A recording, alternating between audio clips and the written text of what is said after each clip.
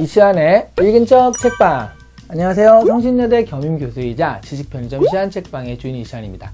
오늘 읽은 척 책방이 선정한 책은요, 원래 계획은 없었어요. 근데 지구인 여러분 중에 한 분이 유독 이 책을 계속 좀 선정해달라고 요청하셔서 결국 리뷰하게 된 책입니다.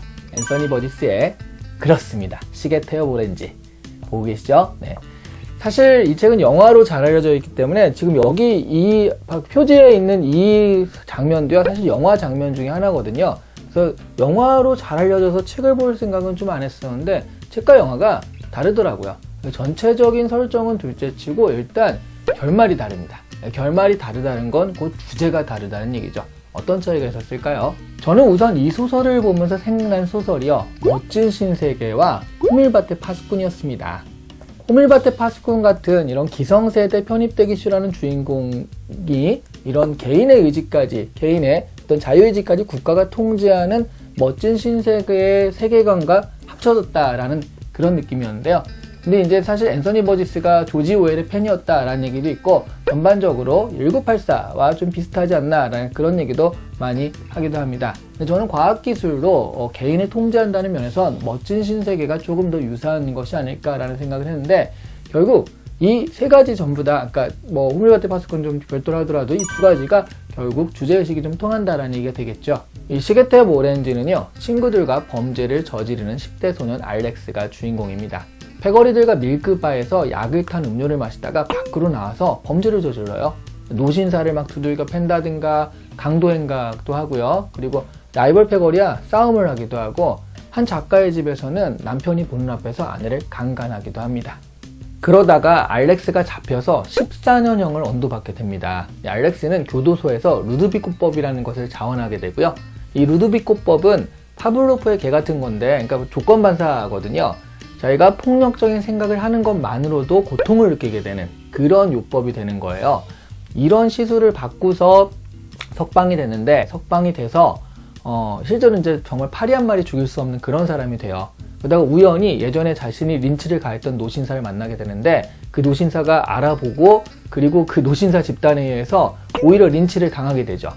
그리고 예전에 사이가 나빴던 라이벌 패거리와 동료들이 있었는데, 그 사람들이 경찰이 돼 있는 거예요. 그래서 또 알렉스를 알아보고 잡아다가 이제 정말 노인들이 패는 것과 비교할 수 없을 정도로 엄청나게 패거든요. 그리고 또 얻어맞죠.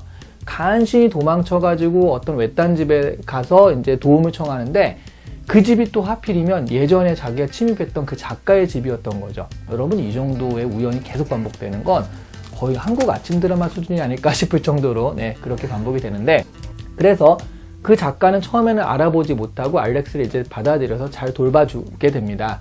근데 이제 그 루드비코법의 그 희생양이다라는 걸 알고서 정부에 반대하는 사람들을 좀 모아요. 그래서 이제 알렉스를 증인으로 내세워서 정부에 이 만행을 좀 고발하려고 하다가, 그러다가 알렉스가 예전에 걔라는 걸 알아보게 돼요. 근데 알렉스는 루드비코법을 받을 때 이제 폭력적인 생각뿐만 아니라 자신이 원래 클래식 음악을 굉장히 좋아하는데, 그 클래식 음악에 같이 노출이 되면서 클래식 음악을 들으면 괴로워하는 몸이 되어 있거든요. 그걸 알게 된 이 작가가 클래식 음악을 틀어가지고 그 고문 비슷하게 하는 거죠. 결국 견디다 못해가지고 창문으로 뛰어내리게 돼요.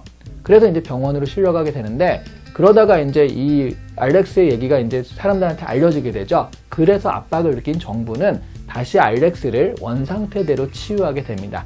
그리고 알렉스는 결국 자유의 몸이 되거든요.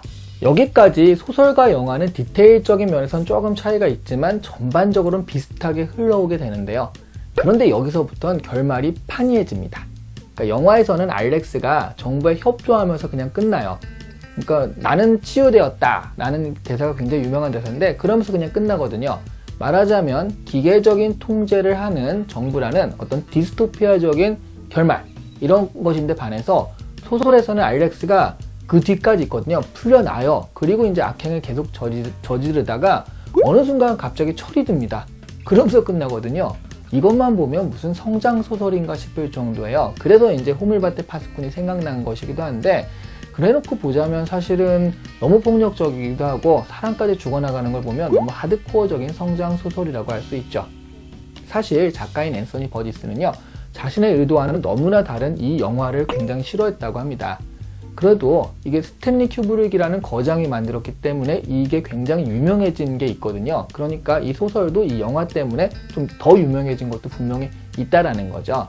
사실 원작보다 영화가 유명한 그런 대표적인 작품이기도 하거든요.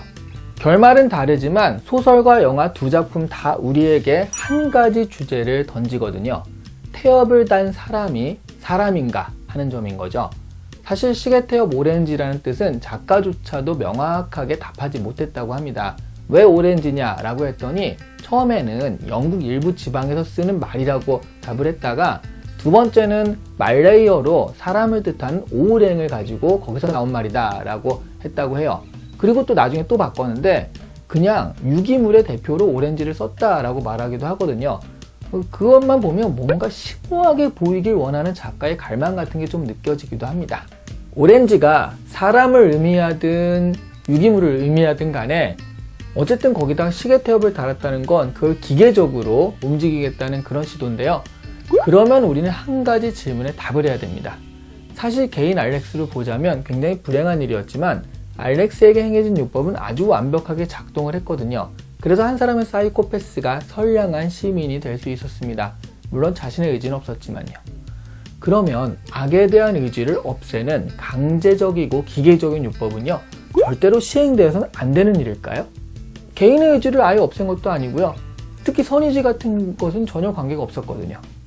작가인 앤서니 버지스는 이렇게 하지 않아도 결국 철이 들면, 그러니까 시간이 지나면 정상적인 사회인이 될 수 있다라는 의미로 결말을 그렇게 쓴 것 같은데요. 사실 그건 매우 이상적인 생각이기도 하죠.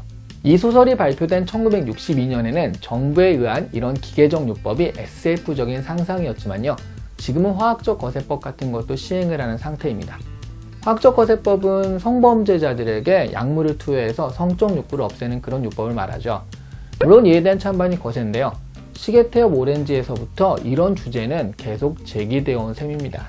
다만 시간이 흐를수록 그때에 비해서 지금 인간의 본성은 변하지 않으니까 차라리 이런 기계적인, 이런 어떤 생물적인 요법이 낫겠다라는 것에 동조하는 사람이 조금 더 늘어가는 것 같긴 합니다.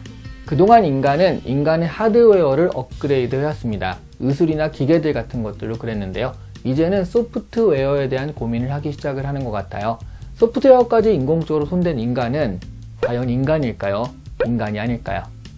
오늘 이 시간에 읽은 첫 책방은 앤서니 버지스의 시계 태엽 오렌지였고요. 시간 책방은 기계적으로 태엽이 달린 듯 좋아요와 구독 달아주셔야 합니다. 감사합니다.